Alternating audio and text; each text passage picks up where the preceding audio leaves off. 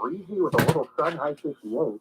But then we're chillier this weekend. You're live, bro. You're live, bro. Sunday, more clouds. I'm gonna move it over here because I want We're to. watching a coastal storm which will brush the area Sunday night into early Monday. I'm gonna put it right. It will be all rain with some wind. Gotta move the screen over here. By later Monday, we're drying out with a little sun returning. High 51, 40 in Piscataway, 40 in White Plains, 47 in Lower Manhattan. Let me fix this up over here. 20 on WCBS. Get the sports now with Erica Hershowitz. The Nets are hitting the reset button after dealing Kyrie Irving to Dallas over the weekend. The writing was on the wall, and last night they traded Kevin Durant to the Knicks Suns. Wow, they traded Kevin Durant too. Wow. So the Nets are cleaning house now. Wow. So they got rid of Kyrie Irving, now they got rid of Kevin Durant. Oh my God. Well, that failed. Well, that experiment failed. They didn't get a title out of that. Trying to make a super team. And it failed on the Nets. Oh, too close to the microphone. Audio. Okay. Yeah. Let me turn that off. All right, done with that radio stuff. I'll turn this thing off over here. Let me fix this up over here a little bit.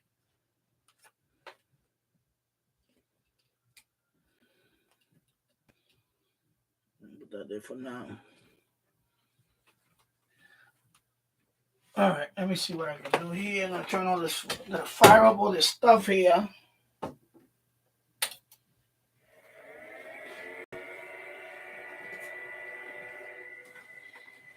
Let me fire that up.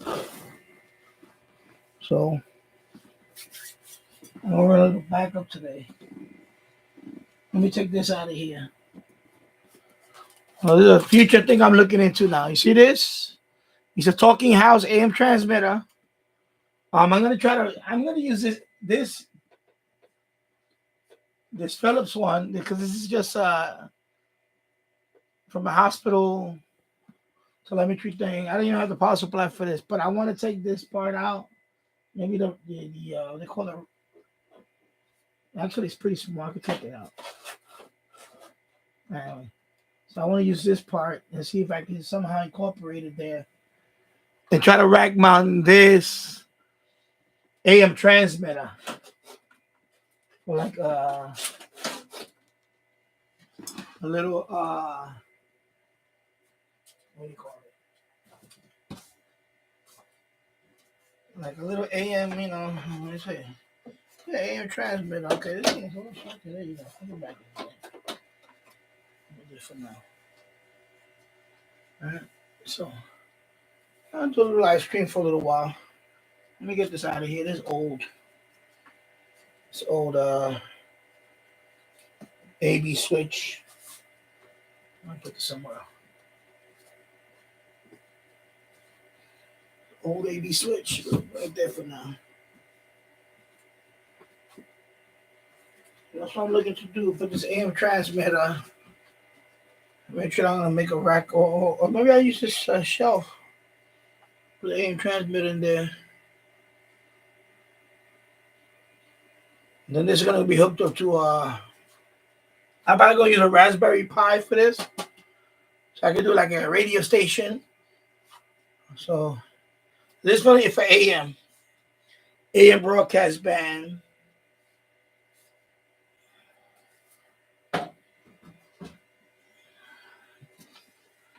And run a long wire with that as the antenna. Of course, that's a part 15. What they call part 15, FCC part 15 compliant transmitter. I think it's a 1 milliwatt.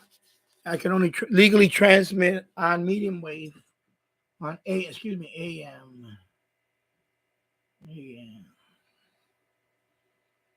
I'm gonna put it like right there. Sorry about the shaking. Of course, I got my radio equipment over here and all that stuff, and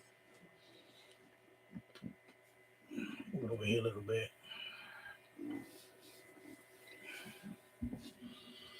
And yeah, I'm just gonna be out for a little bit. I just want to give it another test stream.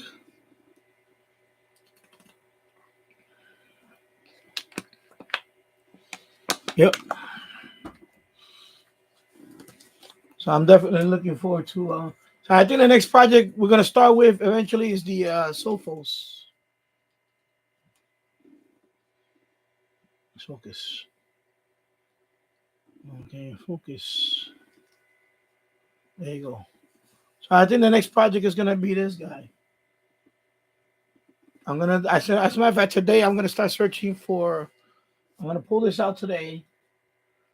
I'm gonna look at the memory because the problem with this one is very finicky with the memory. I tried several different types of memory. Well, not the same type for this one, but several different brands. Because this one won't boot if I try to put a different brand of memory on it for some reason. It's uh very particular with this one. And this one originally I was gonna use this one as my firewall. Unfortunately, like I said before, this one when I try to boot up the CF card, it doesn't want to boot up any of my CF cards, compact flash cards. So, and I had a couple of suggestions. Thank you for those suggestions. And I tried that. A couple of them said, you need to download the 32-bit version of the PFSense. I did that because this is actually 32-bit. I don't believe that's 64-bit anyway. Because I believe that one is like a Celeron processor. It's pretty old. This is pretty old. So I know it's not going to be 64-bit PFSense. So he suggested that I try the 32-bit PFSense, which I think I did, and I still got the same result. So I'm pretty much done with this for now. And I'm gonna try the sophos. That's what I'm gonna try now, the sophos. So I'm gonna use this one now as a hardware firewall. And this one is a Pentium. Is it like a Pentium dual core Pentium something like that? It's a dual core Pentium, I believe. Let me even that up there. Yeah. So right now it has 2 gigs of RAM. I think that'll be fine for a little home network. I was hoping to bump it up to 4 gigs of RAM. I know I said originally 8, but I think that's overkill. I think the only thing I will change from this is SSD. Right now it has a 250. When I originally said 500 gigabytes, now there's 250 gigabyte hard drive in here. It's Western Digital, so 250 gigabyte. I know I said 500, but I was wrong on that. It was actually this one has 500 gigabyte Western Digital Enterprise type, SATA drive, but this one has 250. So I stand corrected on that, and that's more than enough. But I figure, I'll just get an SSD. I can get something like a 128 gigabyte SSD, or even smaller. Because if I'm gonna run PFSense on this one, or not even PFSense, maybe something else. There's a bunch of other ones. Anybody could suggest any of them? I know DDWRT is one that people suggested. So I'm gonna look into, some. I did install PFSense on one of the older boxes. So on this Dell.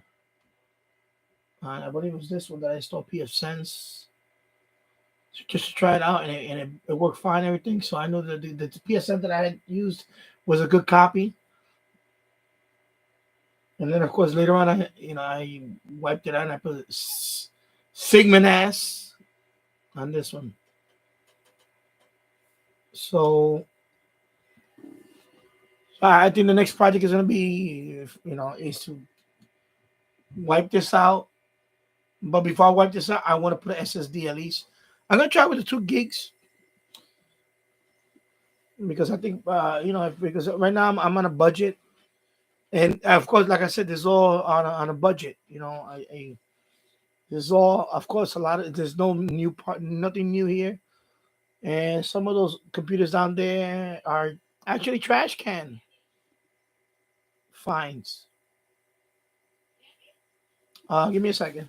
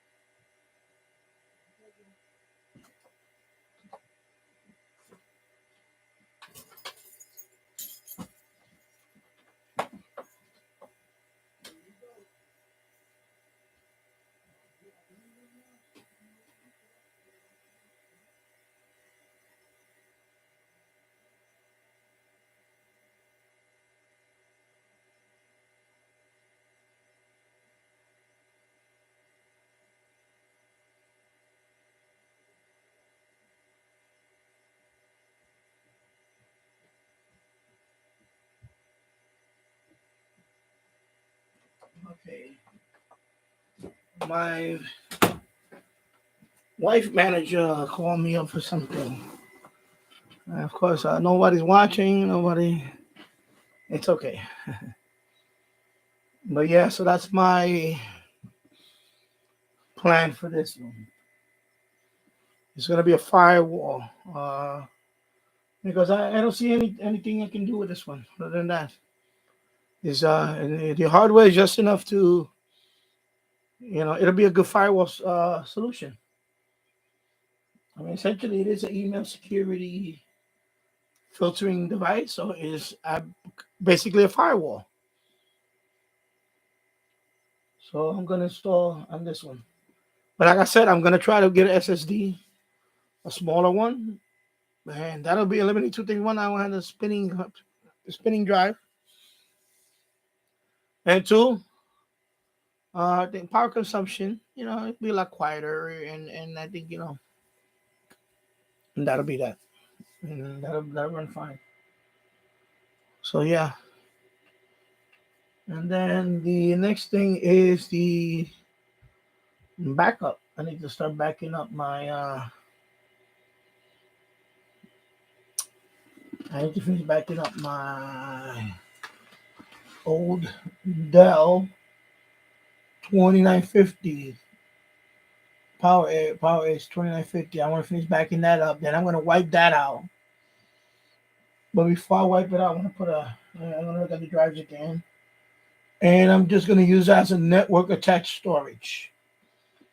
That's going to be for the 2950. It's going to turn that into a NAS. Now, of course, today I just went to one of my interviews.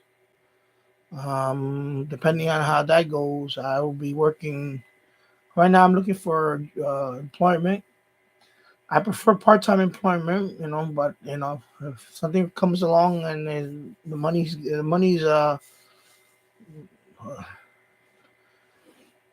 good enough, I have to do regular full-time. Of course, I really wanted to. So, cash. I'm definitely thinking about buying another used, not one of these, but I want to get something like what's it doing? It's like a Dell.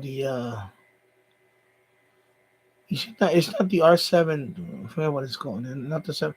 Anyway, I want something with more storage capacity. But right now it's gonna be the 2950 for now, and then I'm gonna designate this one to do all the HP DL360. I'm gonna designate that one to do all the Proxmox, all the services and all that. Of course, not gonna be running 24/7. Not yet.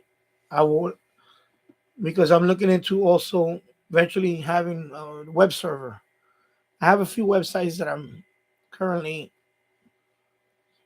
It's already prepaid. I had a 4-year contract with them. It's web hosting. It's Hostinger. I think it's yeah. I can pronounce it Hostinger. He's in Lithuania. He's virtual hosting.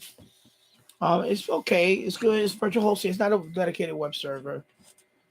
And I have a few websites there. I have a few blogs, websites, and I'm also hosting on a couple of other websites for somebody else.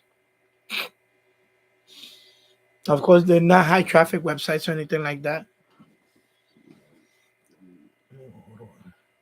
They're not high traffic websites, but that's another reason why I think I want to bring it in house.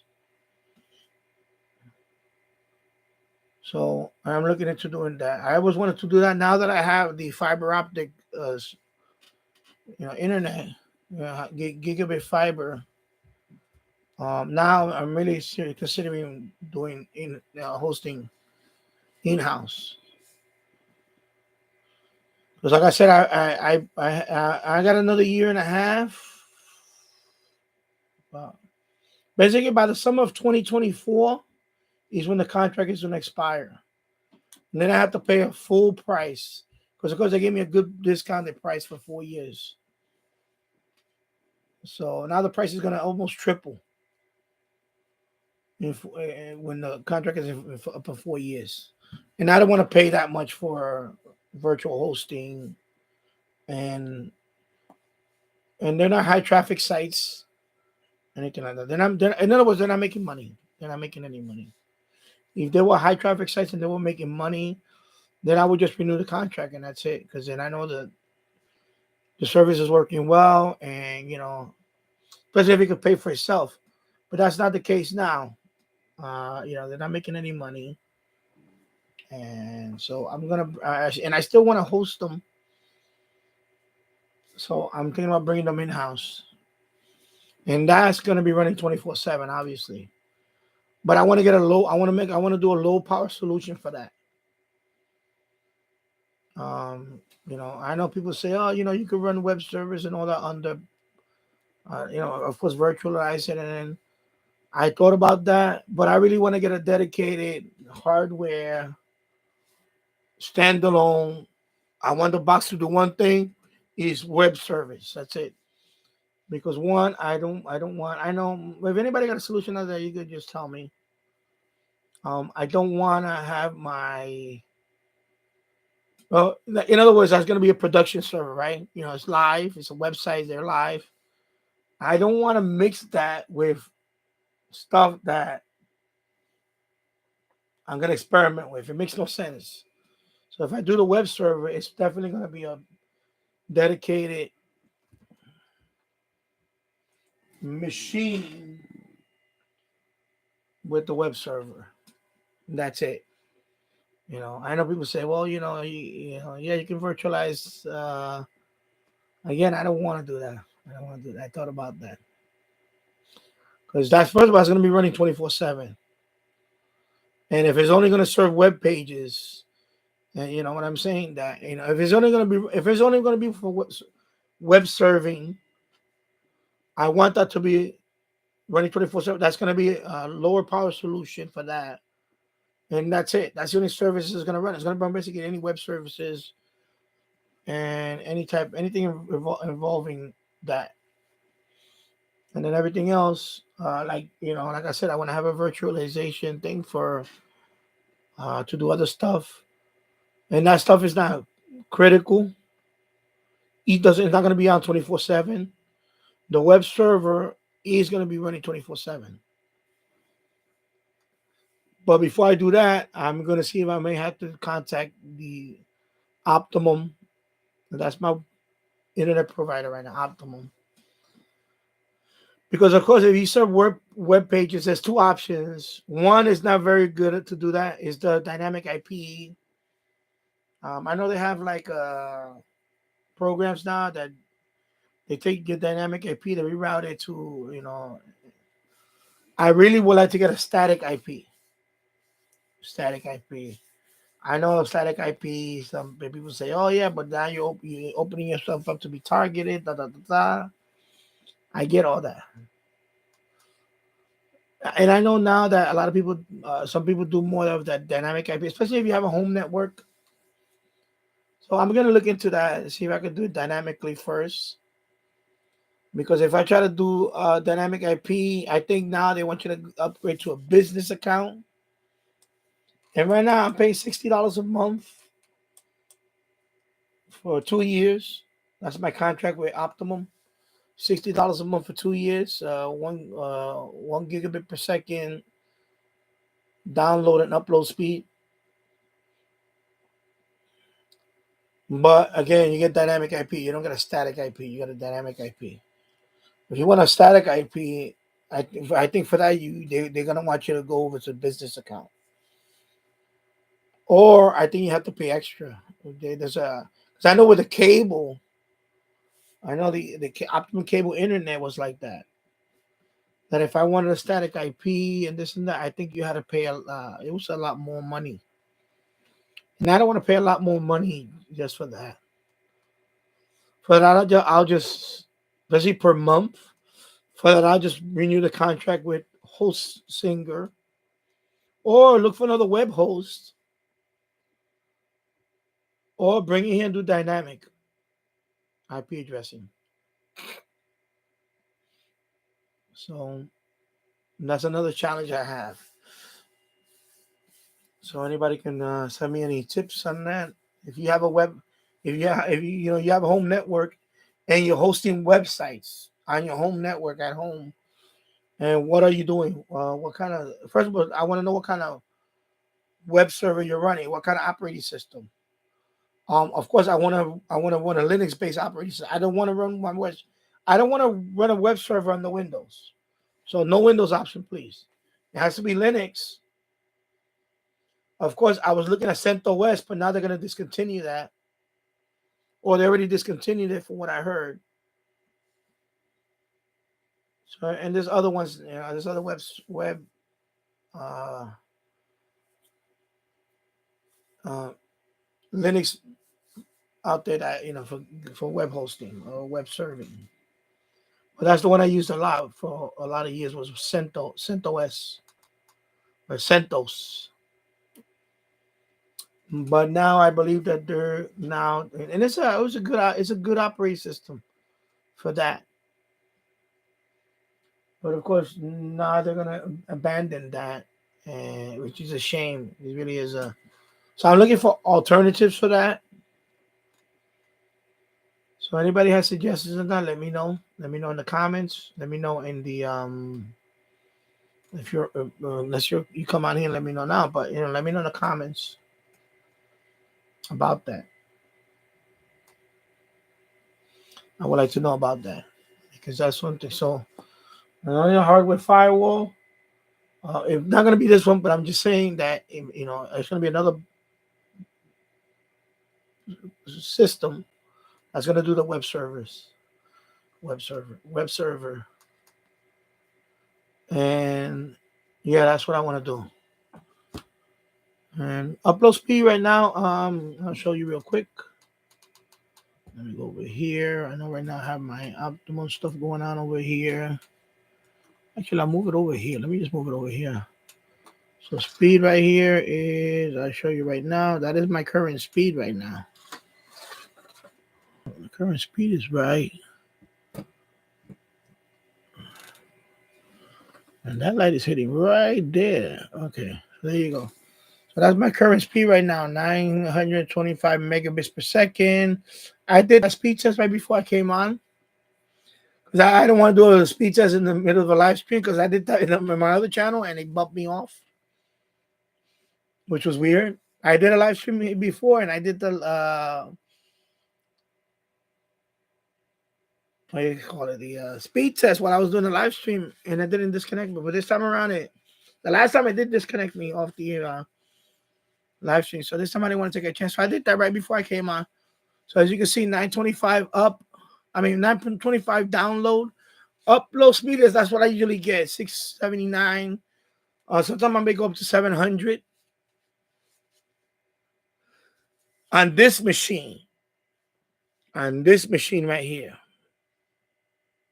And this is the one that I'm streaming from. But on my other machine, I went as high as about 900 upload speed on another machine that I was in the boiler room, and I ran the Ethernet from here, from here to, and I had the computer right outside here, and it was even. It was 900 up, 900 down, 900ish up, down 900. It was almost the same speed on both. So I think there's something going on with that network controller that is slowing down my upload speed. That's why I'm getting these numbers. At first, I thought it was a service because I was kind of a little bummed out about that. I was like, wait a minute, I'm paying for. I know when you pay for gigabit speed, you don't get exactly 1 gigabit. You get you get slightly below that. I get that. But the upload speed was a lot less. It's 679 right now. I'm paying for gigabit. So I feel like getting cheated. But I think, after I run that test on another computer, so there's something going on with that controller, that network controller, and then the Ethernet on that PC seems to be slowing down on the upload speed part. So let me turn on this one over here.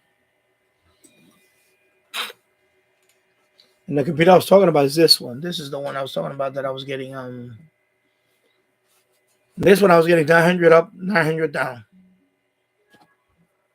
So this computer here, the network speed is pretty fast. When I do the speed test on that one is pretty fast.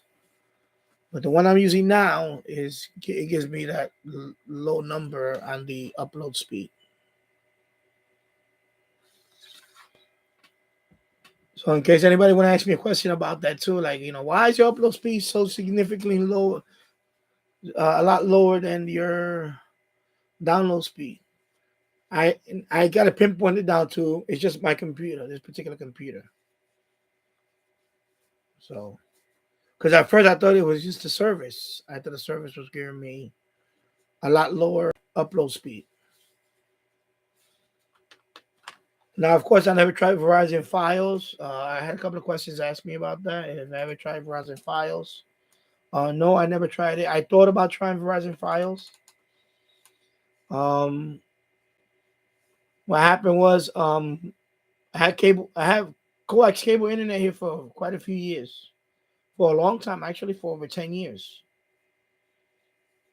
Actually longer than that. Let's say for about 15 years. Before that, I had DSL in this area. But here, then we went to cable internet, and then, of course, at first it was 100 megabit per second. Then it went up to 200 megabit per second. Then we had 300 megabit per second, and then that's where I was at for a long time until a few months ago. Then we was about to upgrade to 500 megabits per second on cable. But then over the summer, in June of last year, they started rolling out the fiber connection here on the pole right in front of the house, the utility pole. I thought it was Fios. So, but the guy said, no, we're from Optimum. There's, contract guys. They said, no, we work for Optimum. And I said, oh, wow, so Optimum is rolling out the fiber. Cool. And then shortly after that, a salesperson came knocking on our door, and I asked him, I said, no, we already have cable internet. We're thinking about upgrading, and I just saw they're rolling out the fiber. Is the fiber available here for this area now? He said, yes, they're available right now. So that's when we decided to upgrade. So right now it's been over about 3 months since I had it. I did a 60-day. I did a 60-day review on it. So, and I got that video now. I'm gonna do a 6-month review coming up soon on the service, and then you know. But right now, so far so good. Is it 100% uptime? No, it's 99.999 uptime. Yeah. A lot of people think, and it happened to me during live stream. I was live streaming or something. I got a hiccup. Like when I call it a hiccup. I mean, you get disconnected for like not even a second, like a second, and then you come back up. It's so fast that my Ethernet icon on my Windows doesn't even go offline. That's how fast it happens. But I can see it. Like on my live stream, it'll tell me, they just been disconnected, reconnecting, and it'll come back on real fast. But a couple of times it knocked me off completely in terms of my live streaming because I live stream on another channel. And so, it was kind of like not embarrassing for me because, it's not my fault. But people say, oh, Mr. Fiber Internet, you still couldn't live stream. You had to disconnect and come back. I said, yeah, because, that it just happens. So is it 100% uptime? No. And by the way, there is no such thing as 100% uptime. You're always going to have an issue, even if it's 99.99%, whatever it is. You're going to have a little hiccup. Is it a lot better than cable? Yeah, it's a lot better than cable because cable, when I would go down, sometimes I would be down for a few minutes. This time I was down for hours for whatever reason. So far since we had the fiber, we have not been down more than a second. I'm going to say like 1 second. And not even a second. Yeah, I'm going to say a second because a second is just 1001. So I'm going to say at least a second, maybe even 2 seconds if I want to be a little more generous. And that's it. So uptime on fiber is a lot better than the cable and coax cable. That I can tell you. And that was a big deal for me because I'm doing a lot of live streaming now. I'm doing live streaming. I have a few channels. This is my second live stream on this channel, but I have live stream on my radio channel, which is all this. I do that twice a week, 3 times a week. I'm on there for hours, 3 or 4 hours. I do 6 hours live stream with no hiccup, no nothing. And you need that. You have to have reliable internet to do long live streaming. I don't do no 30-minute live stream. My live streams are all, 1 hour, 2 hour, 3 hour. I done, because on my other channel, on my radio channel, I done 6 hours live streaming straight. On my retro gaming channel, I done 3 hours, 2 hours, like that. And I usually play games. So it's very important to have that reliability. And that's what I get now with the so I think, yeah, overall Optimum is doing a good job with the fiber. And of course, they're still rolling it out. Like I said, we just got it this past July when they rolled it out here in July. Might have been in June, actually, June or July. So, and Verizon wasn't an option for me because the problem with Verizon, the problem that I don't like about Verizon is their billing. They like to put a lot of fees and extra costs. This goes way back to the phone days. When I have landline service with them, they always put on these ridiculously fees, USEF fees, like all these other crazy fees, and they'll basically nickel and dime you with all these fees. So if your bill is like $39.99 a month, it's not really $39.99 a month. It comes out to like $54 of or $58 or something. It's very misleading. So that's what I like about them. And what I hated about them even worse was with Optimum. Every time I ended my contract with Optimum, I would always pay the last statement, and that's it. They never went after me and I returned the equipment, and that was it.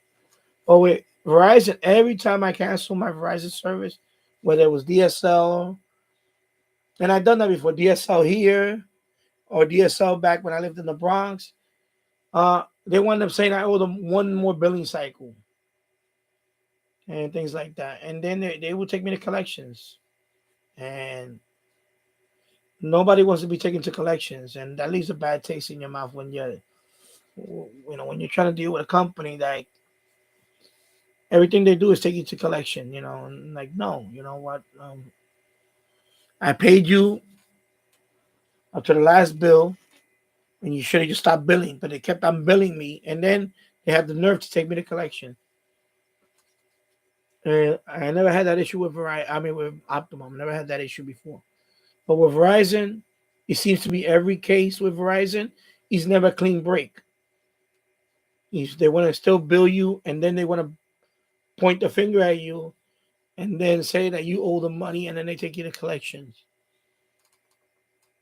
And when they take you to collection, well, of course, in my case, my credit's not that great anyway. But I can imagine somebody with a good credit, how that affects them. And I think that's very irresponsible of them to do that. You know. But of course, Verizon had a monopoly on this phone service for a long time. Before when it was before the internet, it was landline. They were the big dog. Baby Bell. Remember Baby Bell? Then there were Bell Atlantic. New York City Telephone, whatever New York Telephone, Bell Company.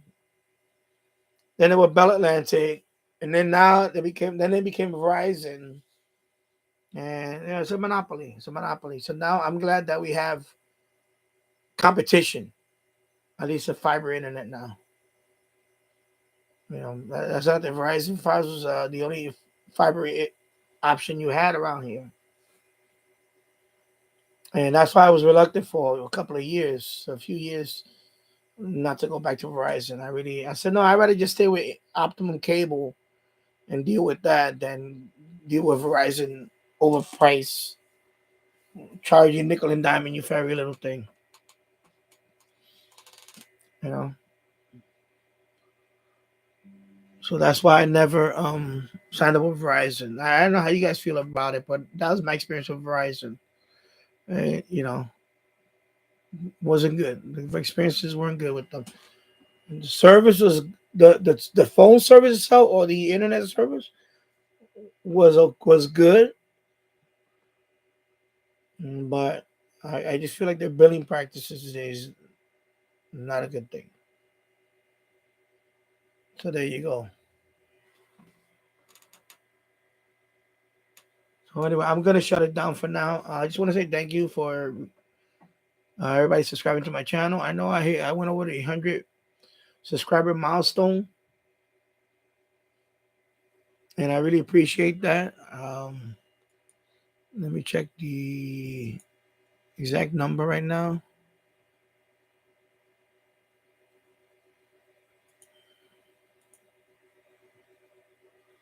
Yeah, so 112 subscribers. That is my current. So that's not bad for a channel that I just started, and right now I have a couple of videos. I have a Reddit group, a Reddit community that I post on. I'm getting nice feedback on my videos, which is good. So I want to say thank you for those that posted comments and the likes and all that. Thank you for that. So I'll be making videos soon. I'm gonna start with this one.